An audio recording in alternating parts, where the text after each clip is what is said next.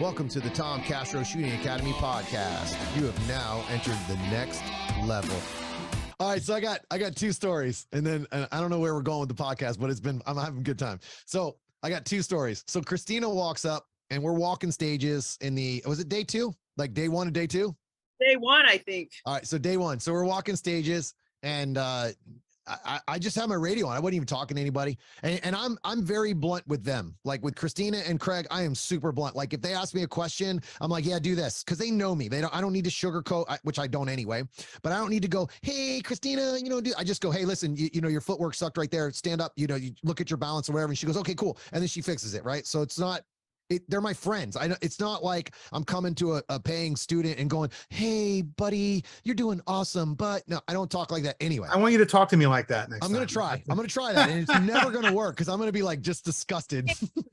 I'm going to think I'm got terminal cancer or something. And you're trying to be nice. Buddy. Hey, buddy. And did a little pat on the back. Like, come on, man, you got this. So so we're walking stages and they don't know Christina's my friend. Like, obviously they don't watch the podcast for sure. And so me and Craig are walking the stage and Christina's like really way behind because she's always on time, never late. So she's following behind us and we're on the stage walking. Well, as Craig and I are walking the stage, we're finishing and I go to leave because I was done doing what I need to do. I was going to the next stage. And Christina walks up to me, I don't know, maybe 5 minutes later, and she goes, yeah, man, there was some guy over there. One guy was like, hey, you know who that is? That's Tom Castro. And the other guy goes, oh, yeah, he's an asshole. So the best part for me is I'm like, point him out to me. Like for a couple different reasons. I'm never going to go fight somebody, so that I don't want it to sound like that. But one, I want to know who he is so I can see who's fake to me. That's one, because there's a lot of fake mother effers in this sport. Number two, I wanted to ask him why I was an asshole. And the only reason I wanted to know is because I just want to know, is it something that I've said to you personally, or is it just something you've watched online that you don't like? Because that's okay. I'm not everybody's cup of tea. That's something he's seen online. It's something he's heard from somebody. Yeah. And that's usually how it works. They did something that you know what? I personally, I had a couple people just be like so nasty to me on the range. I'm just like, what is going on? Like my first place I shot a match ever, and they were like so nasty to me, and they thought I dogged on a new shooter, which is obviously something I do. Yeah, like you're very rude. You're up very and I'm like, mean. you suck. You should quit. Like, no. But I was just like, oh, did he forget something or this? And all I did was ask, and they both thought I was just being nasty to them because I said something out loud and they took it out of context. Oh, no way. No one would ever do that.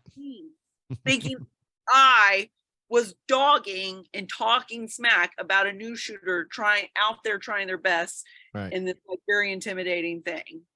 How often is that the case with you? I think it's very, so if that's even the case, if that's a huge big if that's even the case with you, that they just overhear and mistake your directness or something like that, it's more likely something they heard. And that's just, Tom, I was like on defense when I first shot with you. I was, and now you're my best friend. So, and one of the nicest, most encouraging, most positive people in the sport.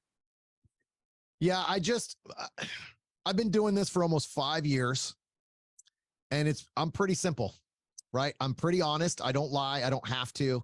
So today, story number 2. Today, I'm shooting at a match. I'm at a local club, and actually the club that I ran for 3 years. Myself, Matt, and John were involved with this for 3 years, right? We busted our ass, 90-degree heat. We're out there killing ourselves. And at the last month, I was doing it all by myself, 9, 10 o'clock at night, building stages, putting up 10 activators on stages for no other reason than I just wanted to have a great match. So today, a buddy comes up to me and goes, hey man, this guy back here is talking shit about you. So just so everybody knows, I walked away from my local match. I can't run the local match anymore. I'm too busy. So for 3 months, and this is not an exaggeration, boys and girls, for 3 months, I was running 2 matches by myself. John was in the military, or is in the military. So he was in and out. I was in and out, right? So we were kind of in and out, both of us. He would run it one week. I would run it the next whenever I was in town, and vice versa. Same for him. So the very last month, I ran every single match by myself, or last 2 months, I ran every single match. So I had 4 matches all by myself. Very difficult to get help. Obviously, if any of you have ever run a match, you guys understand how this is as a volunteer sport. And me as a leader, I don't care what you build, just build something. You know, if you can come early, awesome, do it, do your thing, whatever. So for 3 months though, I asked, hey guys, I'm going to be out of town for 3 months straight. I'm not going to be here to build matches. I can't do it. So I need somebody just to volunteer to take them over for those weekends or whatever. I'll give you the keys, access. You can make the money. I don't give a shit. I need somebody to take over that can run a match. You don't have to do it full time. I just need somebody to do it while I'm out of town. So great. Everything was fine. Not a single person volunteered to take over the match. No problem. I get it. So I decided I'm just going to not run the match because I'm not there. No one else is going to be there. So I can't do it.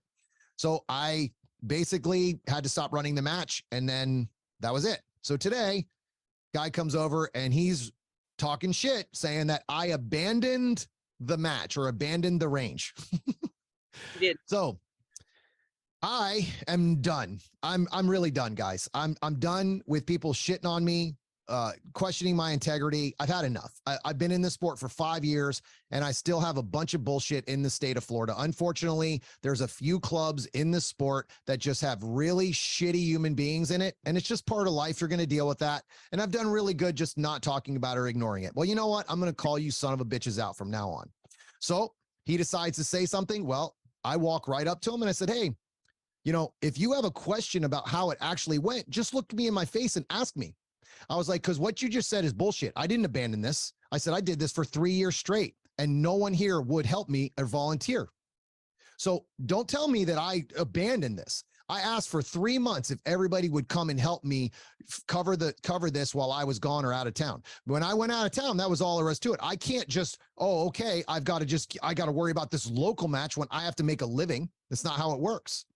So as the conversation went, I was cordial. I wasn't very nice. I wasn't going to sit there and kiss this guy's ass, but I basically told him, he even says to me, he has the balls to say to me, see, I'm getting irritated now.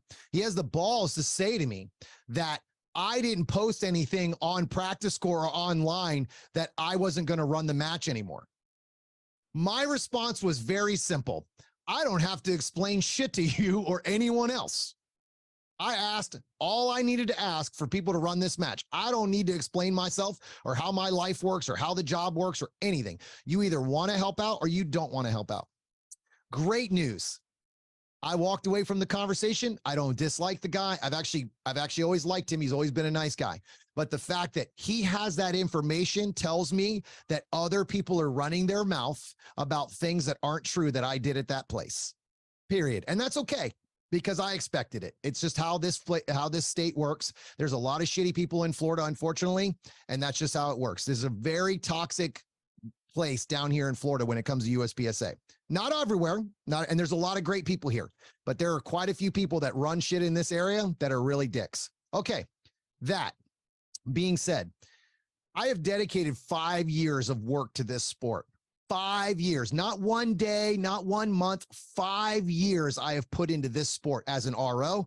I was a certified CRO. I actually was thinking about becoming a range master. No, ever will I have a certification ever again. There's reasons why, because they can use it against you. Ask half the guys that are CROs, Yi Min, who got kicked out of the sport because of it. So never again will I dedicate myself to that. I actually stopped running my local because, and I'll say it this way. I'll say it this way, because I'm going to try to just chill out a little bit. There is a reason why you don't see top grandmasters, like the top 1% of this sport, shooting your local match. Because unfortunately, there's so much bullshit and drama in this sport that they don't want it. They don't want to have their name exposed to it. They don't want to be near it. So right now, because I decided to confront this person instead of just letting him run my name in the dirt, I probably look like the asshole, but I'm good with it because I'm obviously an asshole. I don't think the top 1%.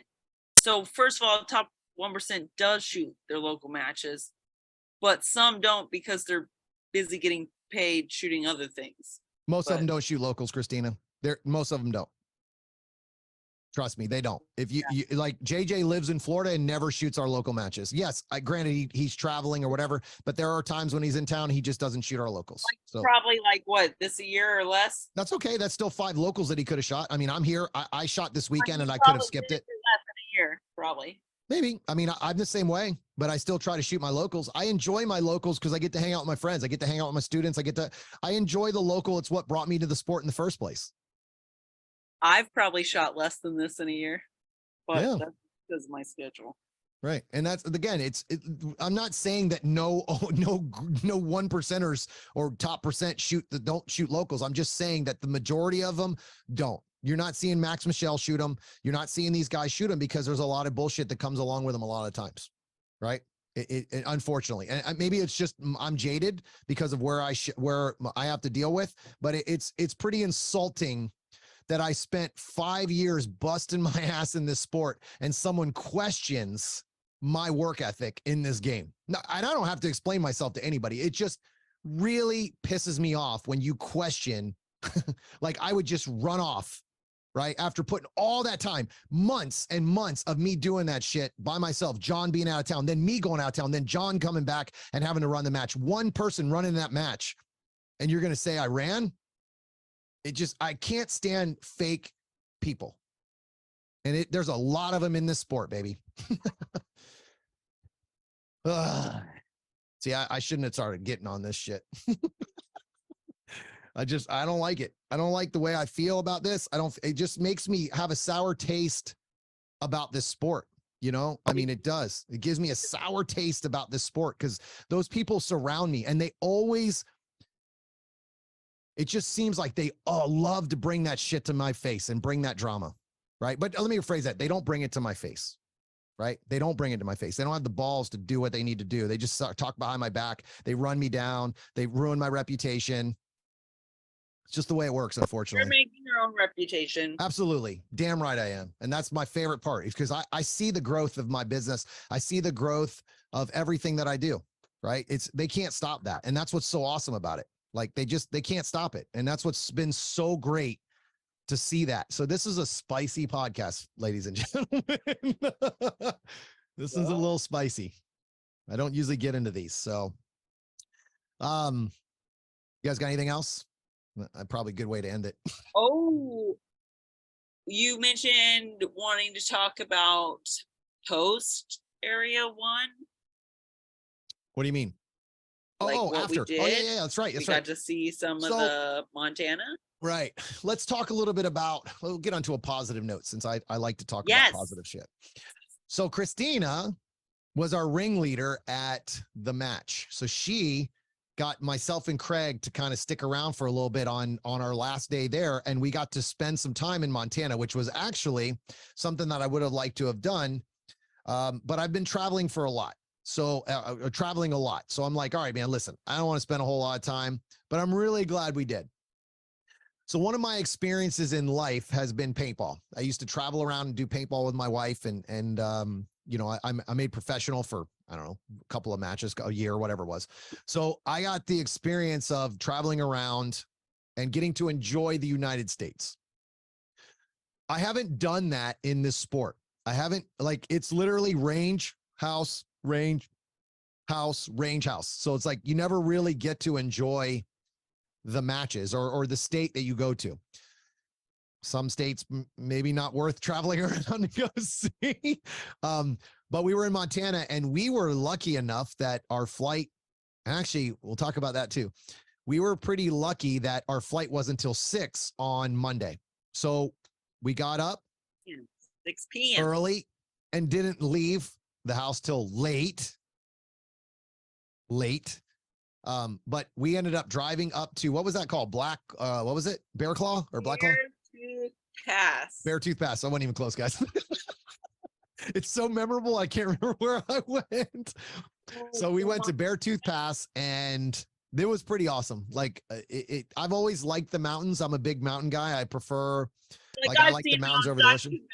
Blah, blah, blah. I've already seen, just like Colorado. It's all the same. Well, it is the same. It's just mountains. Christina's acting like this is like the greatest. I'm like, yeah, okay, it's mountains on the left, mountains on the right. One of the most notorious highways place in America, and we were super close. And the coolest thing is there's still snowing up there, there's snow on the top of the mountain, which is pretty awesome. Miami And 60, boy right it was there. 60 degrees. I mean, we're coming from 98-degree weather, and it's 60 degrees up there. It was awesome, beautiful.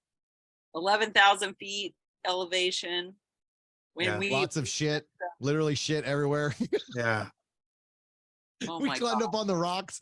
We climbed up on Groundhog. some rocks to get some pictures, and there was groundhog shit Groundhog everywhere, like turd everywhere. Yeah. So I mean, that was really fun though. I enjoyed that. I'm glad we did that because I forgot what it was like to travel around and actually like enjoy some of the time. Because I know when we did paintball, we would always go to Chicago, and we would go downtown. Obviously, I was young. I didn't understand how bad that area was, but we would go downtown, go to real steak restaurants, try their food. Like we got to enjoy the areas that we would go to. So like this was really cool. We went in, we got to go into a couple of different restaurants and try some different stuff. They had some, little small towns. It was a lot of fun. And so the reason I bring it up is because make sure that you find that time to enjoy your trip. Don't just make it about shooting. Like what makes a trip memorable is not just the shooting, right? Like there's so many other things about where we go that if you just venture out for an hour or whatever it is, you'll see a whole nother place that you've never been to. And it's something that I'm going to try to do more of. It's something that I guess that little fire came back for like that little vacation. It's not really a vacation because I'm working, but it's like, oh man, you know what? Maybe I will sneak some of those in here and there and try to check out those places. Cause it's really cool. Like the fact that we got to do that and then, jump on the airplane. So it was like, that wouldn't have happened if Christina didn't talk us into it. Yeah. Fly all night. Yeah. That was another wonderful thing. That was a huge sacrifice. Just listen to me and just do what I say. Yeah. Oh yeah. Not shooting. I'm talking about outside of it. It'll be good. It'll be good. This coming from a woman who never sleeps. Yeah. Like when I'm dead, especially when the match is over, you don't need to sleep. It's not what we're there to do. Oh yeah. Huh. Craig goes, oh yeah. So I will tell you, because I'm lucky enough for what I do for a living, but I do travel a lot, so I pay for it physically. I slept for 2 days straight. Craig called me and goes, dude, I was like, bro, I'm not talking, gotta go. Like I couldn't stay awake for day one. But that being said, we got pretty fortunate that we left at 6 that night because the flight that happened in the morning, they overbooked it by, I think they said 15 flights or something ridiculous. Poor Chris Workman. Seats, yeah. Workman, he was stuck with us. He was there first thing in the morning, stuck with us at night. That's 6. That was crazy. Actually, he didn't even leave till 1, I don't think. No. So it was, flying has been definitely it's the biggest snafu with what I do for a living. Cause it unfortunately, like the idiots come to the top, baby. Like the cream of the crop are right there when it comes to dumb. And what I mean by dumb is it's pretty simple. If you've never flown with a gun, super simple, get there 2 hours early, 2 hours, not 20 minutes, 20 minutes, 2 hours. So the reason why you get there 2 hours early is to make sure your guns get checked in properly. If there's any questions on how you packed your stuff, they'll answer it while you're there. You don't have any crazy, like you've already checked into security and then you got to come back. Most of that stuff gets done before you even get to TSA. The other thing about getting there early is you take a lot of stress off yourself. Flying with guns is stressful only because you're worried about your equipment and your gear. Other thing is that I'm changing this year, that I just changed thanks to Craig and Christina, is I'm putting an Air tag in I'm getting a Samsung tag since I have an Android, a real phone. I will be putting those in my bags to track my bags. Crazy part is Christina and Craig flew on the same connecting flights, flew from Fort Lauderdale together on the same plane, sitting next to each other, and her bag didn't make it and his did. My guns, the guns. Another good reason why you leave a day early, because that came in the next day. So we had her bag. So we had her gun. No problem. No questions asked. But again, you fly in the day of the match or the night and then come in that morning, you're screwed. You don't have your gear. You don't have your gun. You're sitting there borrowing equipment on a major match that you spend thousands of dollars for. So again, get there a little early. And the cool thing with the Air tag and the smart tag is I knew the second I walked off the plane, okay, cool, my bag's here. I already knew. You could see it. which is nice. And in my opinion, and this is just haven't used them yet, but I will be on the next flight here coming up in a week. Look before you leave that airport that they're in the plane with you. And if they're not, you need to tell somebody, hey, my bag's not here. Because if you look before you leave, they will find your bag. I guarantee it. You just got to say something to them early enough. You can't say, hey, we're taking off. Hey, my bag's not here. You get early and you'll find that bag. They'll make sure that bag's on the plane. Hopefully a lot of times they don't give a shit. So have you done that before? No, that's what I just said. I'm going to do that with the tag. But again, if you can tell if the bag's there, right? So you can at least mention it. They might not listen to you, but at least you're giving yourself a chance to get the bag. Right. So there's no reason that your bag didn't make it when it was literally right next to Craig's. What's that? The plane doesn't get there till, right before you leave. So, but yeah, maybe, I don't know. I'll have to check it next time, but that's why I came a day early. So yeah, I don't know. You should definitely always check to see if it's there, because it definitely takes a lot of stress off of you if you have it. Another thing about flying that frustrates me with flying is, like, just get in the plane. Like, I swear to God, since they started charging for baggage, everybody brings everything they own onto the plane. So now they're like, you can't find any space above you. It's just such a mess. And it's like, just get in the plane, shut the hell up, put your bag away and sit down. It's that simple. And for whatever reason, the boarding and deboarding of a plane is just so difficult for people to understand how easy it is. I mean, but who cares, Tom? You just sit and wait or stand and wait. It doesn't matter. This comes from a girl who's always late, so she doesn't give a shit about how long it takes to get there. Giving a shit won't change anything. It won't change anything. So, I mean, ideally, I don't have something that I have to put in overhead bin, so I just sit while everybody stands in line. Just stand. 20 minutes before the plane's boarding. 20 minutes. She's texting me, I'm pulling into the parking lot. I'm like, oh my God. No Uber, so I don't have to come from the parking lot. Kind and enduring. We're just, I mean, I don't know what else we can say. We're kind of nurturing the entire time. I mean, we didn't say anything to you at all about anything except for, Christina, you're amazing. You're so perfect. We love you. You're awesome. You're doing so good. I mean, I wish my life was as organized as yours. This is so awesome. Yeah, I don't know what the rating is on this podcast, but we can't even say. Oh, we can't say all the other things. Yeah, all the kind and nurturing things y'all said to me all weekend. So Christina was very distracted with all the comebacks she had to come back with for the entire weekend. Because Craig was so mean. I try to tell him, like, dude, you got to take it easy on her, man. Like, she's in a very fragile situation right now. She just lost her dog. She's not feeling good. And he just kept hammering her. He just gave up and just started drinking. I'm like, all right, well, enough of this. We're going to the liquor store, right? Okay, great. It gets worse when I get tired too. I start cracking like jokes left and right. And I will say, Christina picked a amazing house. Like, we had the opportunity to stay in Airbnb. It was awesome. And it was about 23 minutes out of town. Awesome. It was worth every minute of extra driving, because the drive, very nice. Let me tell you something. 23 minutes in Montana, where we were, compared to 23 minutes where I live, I'll take it all day long. There isn't a single car on the road. Like, and if there is, you're kind of like, oh, cool, I'm just going to go around him on this 2-lane road. But the full moon, it was awesome. Other than the, I made full use of that hot tub. Yeah, full use of the hot tub. That place was pretty. The only thing that I didn't like about the house, not a single door worked. Like, all the doors were swollen, so you could, like, if you try to walk out the door quiet, it was like, it's like, what? It's like, I'm not getting out of this room quietly. It was the worst doors I've ever seen. Well, coming as a contractor, I'm just like, man, you guys got to shave these up. But it was a lot of fun, man. It was a great trip. I definitely enjoyed it. It's unfortunate that it'll be a one-time shot for me, because how much it costs. It just financially isn't worth to go back, right? It's not worth it. It's just a very expensive match. Championship under your belt now. Yeah, I'm excited. I'm happy that I won the area championship, but I also paid for that area championship heavily out of my pocket. And it's just not, at some point, matches have to be financially feasible, right? Like if you're talking about for someone to come from out of state, $3,000 is what I think I ended up spending on that match. That's a shit ton of money for a match. I just don't count. We know, Christina, we know, but it's like, you got to understand, like that place, because of where it's at, is a $300 a day for a car rental, like a shitty ass car, not even like a good one.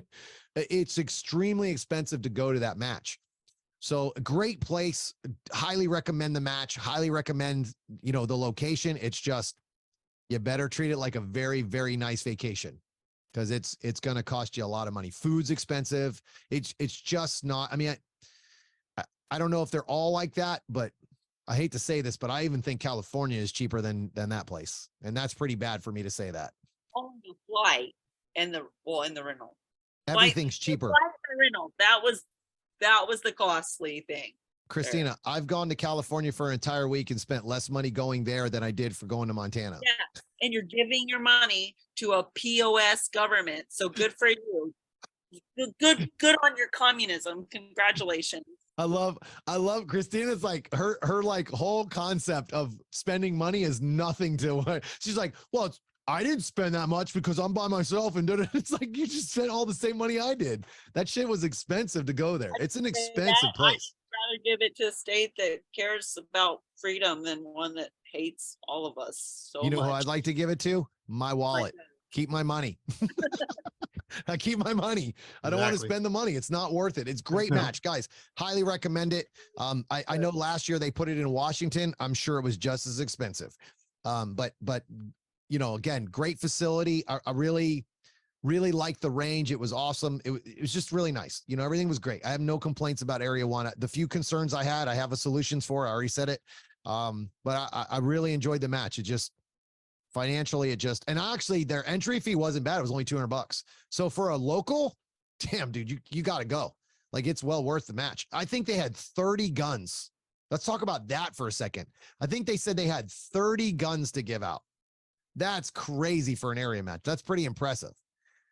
They were giving presses away. Mark 7 was giving discount codes for their stuff, like a couple $1,000s off. Like, they were really, like, they had a great prize package. Like, everything was pretty awesome when it comes to that. Good, cool trophies. That was something that you don't always get. But again, I heard somebody complain about the trophy when we were there. I'm like, goodness, you just like, okay, here's my wooden plaque. No, I'll take the head of a buffalo all day long instead of that shit. Pretty cool, man. No, it was a cool looking trophy. Yeah. It was something different, something I actually would hang on my wall. So it's just, you're never going to make everybody happy. But I really enjoyed the match. I had a great time with you two. It was probably one of the best experiences overall because we all got to hang out. That was a lot of fun. I really enjoyed the trip. We had a couple of guests that were with us that were awesome. We had Bill and Paula. Yeah, they were cool. Yeah. So they were awesome. I never met her before, so that was unusual. Usually I don't stay with people I've never met, and she was great. Everybody was awesome. It was a good time, man. It was a lot of fun. We had our own kitchen, got to cook. So saved like $5 there. So that was awesome. Christina's face of just cha-ching, cha-ching, cha-ching, cha-ching. I love it. It's awesome. I shaking his head. Breakfast one morning. I was like, no, we're eating here. You're probably blown away by that. You're like, what? Not going out to eat? I don't understand. Only because you wanted to go to Beartooth Claw or whatever the hell you call it. You didn't care about saving money. You care about saving time. Welcome. You're welcome. I love how she just took credit for something that she wanted to do. Oh yeah. Said, see, I was thinking about you guys. I said multiple times. You had not, and I knew you should. Oh man, it's awesome. It's so awesome. Man, these streets are hard. Oh man, it's awesome. All right, guys, you have anything else? Nope. Going to Key West tomorrow for the week. You want to shout out your sponsors that you never talk about, you scumbag? Craig? Craig, you're up. Do you want to talk about your sponsors? Yes. I'm sponsored by Da Vinci Machine and he's like, Valley okay. Yeah. there's a lot of people that ask me, and they ask, you know, it's not another topic, but the flat point bullets, right? And a lot of guys like, how do they run the PCC? Man, they run, dude. I don't have jams in that thing, so those bullets What's your just bullet run. length? Huh? What's your bullet length? 1.125 or 2.8, whatever. Yeah, right around there. 1.125. Yeah, 1.128, whatever. Well, you're pretty lucky. Yeah, they just run, dude. I mean, they run. Now, it's a 147 grain bullet. I mean, the thing runs on my gun. I love it. And then Da Vinci machining, you know, obviously, I think that's the best PCC on the market right now. Again, I know I haven't shot a JP5. I know they're good. I know they're really good. But I think Dave makes an awesome PCC. So if you're in the market, if you guys see us, any of the Da Vinci guys on the range, you're more than welcome to try the guns out. I bring extra bullets. No one tried it out at Area 1. And I told a bunch of people, but Area 6, we had quite a few people try them out. So if you know, Nats, whatever, you want to try them out, I have extra bullets. You know, you're more than welcome to shoot it. So. The top 3 shooters all were shooting Da Vinci, baby. Top 4, yeah. Top 4. Yeah. Oh, yes, top 4. We don't talk about the 4th guy.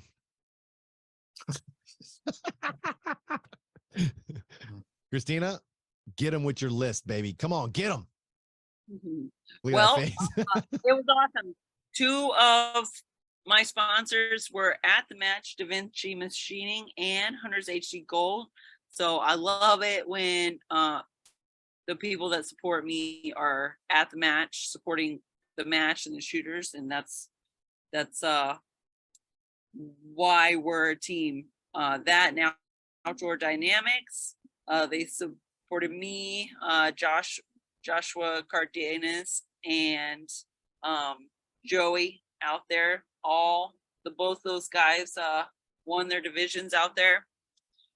So it was cool to see some teammates out there, and I really appreciate the support from Outdoor Dynamics, Da Vinci, and Hunters, just supporting USPSA despite its problems, and me and my teammates. So it was awesome. Everything runs. The DG9 eats, and definitely eats Outdoor Dynamics ammo. So it really takes the stress off to know that your gear and ammo is gonna run. It's huge. I used to not have that, and now I do have that, and it is one of the biggest game changers. So highly recommend. Do you guys both shoot the racker? You have the side racker? Yeah. Yes. Yeah. Not a fan of that, but I know a lot of people like it. So I personally don't like it. So Cardenas took his off because I mean, he runs an AR a lot in the military, and he would not want to deviate, you know. So for me, it gets in my way. I actually feel it, like sometimes it'll hit my arm depending on the angle, but that's just because the way I hold the rifle.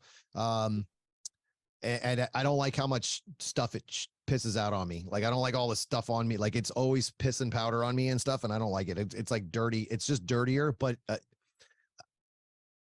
I've never had that, which is interesting. It runs really well. I really like the way it runs. Like, like the gun's exactly the same. It's just that he does a cutout on the side of his to where the bolt, the actual handle on the side of the bolt actually slides back and forth, actuates with the bolt. So it's coming out like you can see the bolt moving forward and backwards with the handle on the side. So it works great. You don't have any like special handle or anything. Like some of the JPs, they'll have like this big honky thing on the side that, you know, but the bolt, it doesn't move with the bolt. So it's kind of nice that it doesn't, but you have this big thing on the side of the gun that sticks out where when you grab it. But to me, the difference in the racker and not a racker is nothing to me, because where I grab the gun, it's actually here. The only reason I could see a racker being faster is if you have to pick the gun up, but I pick the gun up with 2 hands usually anyway, so it doesn't really make much of a difference for me. That's just me personally. I've never been a big fan like of thumb rests or rackers or any of that kind of stuff on even my pistols. I don't use any of it. So. I've never had blow. You know what? Maybe the thing is with SWAT, like we run suppressed, you get shit blown back in your face. Yeah, you're probably used to it all. Yeah, it doesn't. Yeah, so it's doing real bad, especially on automatic. Like I mean, it's just like in your face. Yeah. So maybe there is, and I don't even notice it. I've never. Christina will walk away with like black shit all over her face from the gun, like literally just, and depending on which way you're turning it too, like if you tilt it up like this to go around a lean or something, is the more exposed it is to you, you know? So again, it is what it is. It's just personal choice. I also thoroughly cleaned my match gun, very much so, and I was pretty impressed with the decreased amount of splatter. Everybody write this down right now. It is August 6th at 9:20 p.m. that Christina admitted that it's better if she cleans her gun. Just want to make sure this is on record from now. This is on a podcast forever. So it's pretty amazing that she admitted that somebody else might be right, that her gun should be clean and it works better. She got yelled at by her sponsor for that, actually. It just is messy. I will say, keeping a clean PCC is a big deal. I know a lot of people don't think you have to clean guns, and yes, you might not have to. I know mechanics, you can rock the hell out of a canic from like for thousands of rounds and not have to clean it. You know how I know? Because I beat my gun up pretty good for classes. Yes, you can run the Da Vinci for sure dirty, but here's the issue. Eventually it's going to get you. Okay. It's a blowback. Eventually, Yeah, it's gonna get you, and you get the right amount of crud in the right amount of spots, and you're gonna have jams, period. You might have one, but that's all it takes to screw you for a whole match. So again, it's better to take care of your equipment early, be ready for matches before the match and not at the match. I have a buddy of mine, Peter, who at Area 1 probably cost himself the B class open title at Area 1 because he didn't change his battery before the match. So let's just round it down because it sounds better. I spent $2,000 more, by the way, $2,000 to go to Area 1, and it was a $4 battery that cost him a championship trophy. Poor guy's face, like he's not feeling that now. You're gonna go ahead and blow him up on the fire. I hope that when he hears this is a painful memory. I got you, Peter. This guy's a jerk, man. Tom's such an asshole. I hope that this is a painful memory for him, that he will never make that mistake again, because you spend thousands of dollars to do this match and you cheaped out on a $4 battery. Yeah, but dude, it's an overall concept. You should be eliminating all failure factors that you can control. Batteries you can control, cleaning guns you can control, sighting in your gun you can control, showing up to the match early you can control. All those things are in your control. The airport early you can control. Yeah, you're right, dude. You're gonna travel and spend the money. All those things you can control. You can't control how someone else shoots. Everything else you can, you know. So I agree. I shoot. What'd you say? That I can't control how I shoot. Let's do this. So easy. Hey, Tom, we'll just give her 5 or 6 more hottie toddies. She'll be fine. Oh, she was rocking them hottie toddies to feel better at the match, wasn't she? No, I was in a Mountain Man's Cure. That's first ingredient. Glub, glub, glub, glub, glub, glub, glub. That's the most. That's part of the Mountain Man's Cure. That was I'll tell you what, girl, you are a lot of fun to hang out with, though. You make it a lot of fun. It's definitely entertaining when you're around, that's for sure. And usually it's us being entertained by you, not us entertaining you. You definitely have us laughing. So that's for sure. It was a lot of fun. That's for sure. But so I want to thank a couple of people. My big thing, and actually this has been a big breakthrough and time saver for me right now, has been Outdoor Dynamics. I cannot tell you how amazing John is. So I'll give you kind of an example. I'm not proud of this, but I'm proud of how he takes care of me. So I want to give him a big shout out. I called him after my Area 1 match and I said, hey man, I need ammo for Montana class, Michigan class coming up. So he takes care of, I take care of him, and he takes care of me for all my class ammo. He's supplying me all my class ammo now. So I called him up and said, hey man, I need match ammo or class ammo for Montana. I don't think that text went through for 30 seconds. He goes, Tom. I'm like, not enough time. So he's like, no, dude, not enough time. He still got it done. Like, sent it. I think he sent it the very next day. Like I had a shipping label. It was already made. He took care of me and got, cause I send him my bullets cause I shoot brass monkey bullets. So I send him my bullets and everything rocks. Like I send him my bullets because I love brass monkey bullets. I've been using them for years. So I just trust their equipment. I love the profile of it, the weight of it. Everything's awesome. I know exactly what it's supposed to chrono. I know how it's supposed to shoot. So I've been sending him my bullets and then he uses whatever powder he uses. So I've been able to get him to chrono my ammo and everything and send it to my classes. It's been a big, giant like weight off my chest or back, whatever you want to call it, that I don't have to worry about flying with 1,000 rounds. I take 1,000 rounds to my class because I truly believe that you learn more in this sport by shooting or seeing examples of me shooting it. And I don't mean me going, hey, watch what I can do, because I can't stand the fact that there are people that do that. But if somebody asks me for an example, I'm on call, right? If you ask me to do this, or if I need to show an example a little bit more or make something, I'm also a big audio guy. So I shoot a lot of rounds in my class because I want you to understand and lock it in before you leave my class. It's very important to me. I've actually gotten to the point where I used to not shoot my stages at all.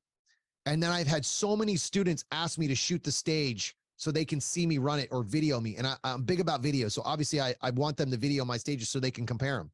But I will shoot my stages that I put up so that they can see what they're not doing or what they should do, and so on and so forth. And that always goes perfect. I mean, the one thing as a coach that sucks is you definitely put yourself out there to mess up a lot, right? In front of people. Because every time you pick the gun up, you can screw up, right? I can have a bad draw, a bad grip, or whatever it is.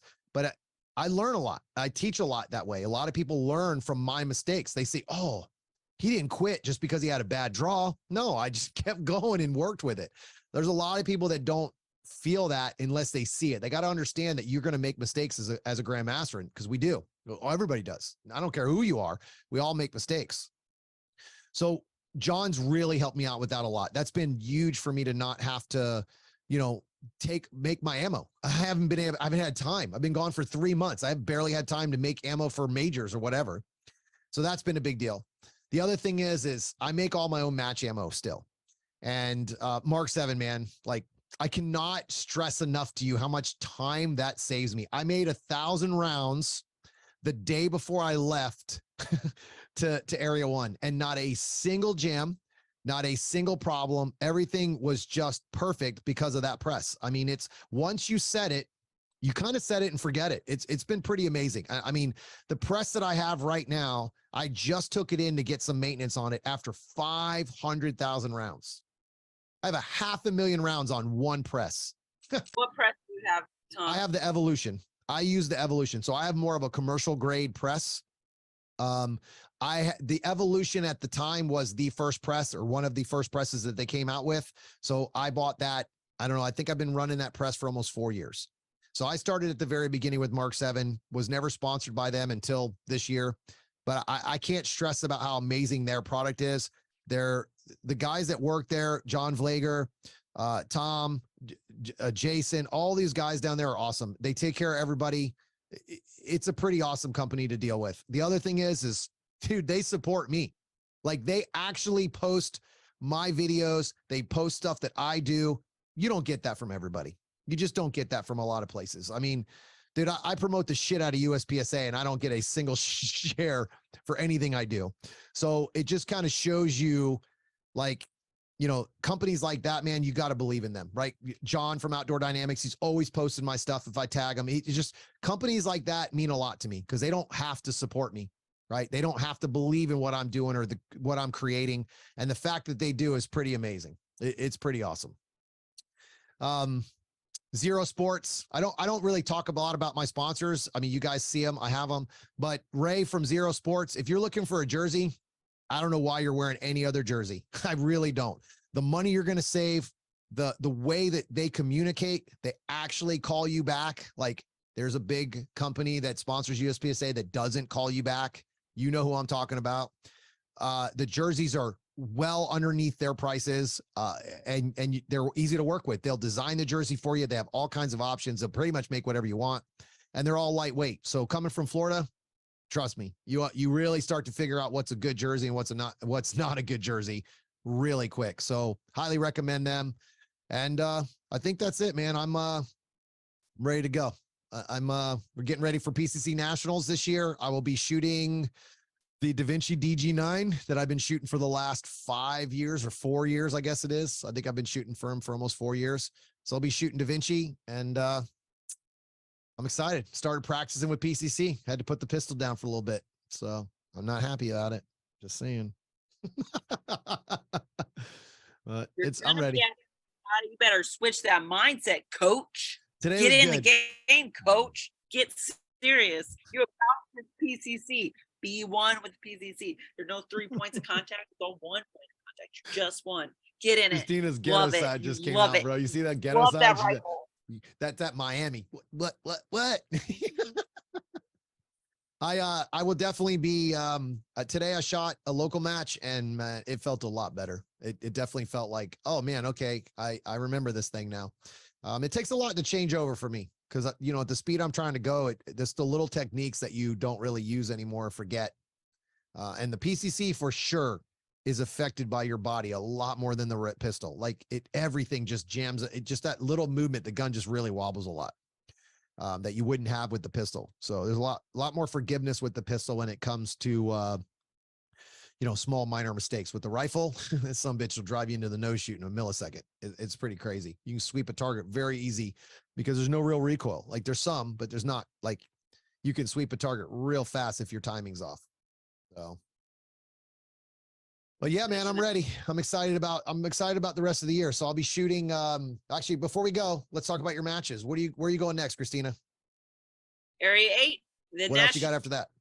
Area 8 Nationals. That's all you got left? USPSA Nationals, and then IPSC Nationals. Awesome. You shooting PCC for all of that, I'm assuming, yes? Yes. Okay. Craig, what do you got next, bro? PCC Nats, IPSC Nats, the Florida sectional end of the year. Signed up. And then I think January, state match, Pan Am, all that stuff is coming up. So Pan Am. Oh, that's next year though. Yeah. Oh, okay. So I will be shooting Area 8 next, which comes up in a few weeks, I think, right? What is it? 3 weeks or 2 weeks, whatever it is. So I'll be shooting Area 8 PCC for the rest of I will be shooting PCC until I get to Nationals. So it's Area 8, then Nationals, then I'm shooting an awesome, I wish I would have brought it in here, a Masterpiece Arms limited gun at Iron Sights Nationals, which John's sending me ammo. I think I just got the 40 ammo shipping label today. I will be practicing some of that in between PCC, and I'll be shooting limited in between just to kind of get used to the Iron Sights again, since it's been so long. And then I will be going back to Carry Optics for Area 2. Yes, Area 2. Then IPSC Nationals is the week after that, and I'll go back to Carry Optics and stick with that. So I've got some unfinished business with PCC first. Obviously, I set my goals very high when I started this sport, and it happened to be with that rifle. So I know I talk a lot of trash about it because I'm not super excited, because I still have unfinished business with Carry Optics, and it's something that I really enjoy the pistol more. But trust me, I'll be putting some work in. I've got a couple of training days already planned and ready to go for Nationals.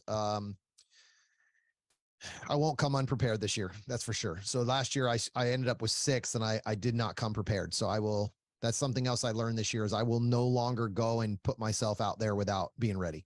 That's why I went to Area 1 and didn't shoot PCC. I went to Area 1 and shot Carry Optics because I had been training nothing but Carry Optics in classes. I never even picked up the rifle. And I told Christina, I said, she was so mad at her. She's like, what are you doing? And I was like, Christina, I'm going to go in there and get my ass kicked if I go in there with a rifle. I'm not prepared. I haven't shot the rifle enough. I'm not going to do that to myself, because all I'm going to do is get pissed. I'm going to be mad at myself. Well, I was anyway, but I would have been way more mad because and like Craig said earlier, set yourself up for success. Don't set yourself up for failure. And you don't do that by switching guns every week. Every week I see guys at the local matches where I'm like, dude, you were just shooting open really well. Why'd you switch to PCC?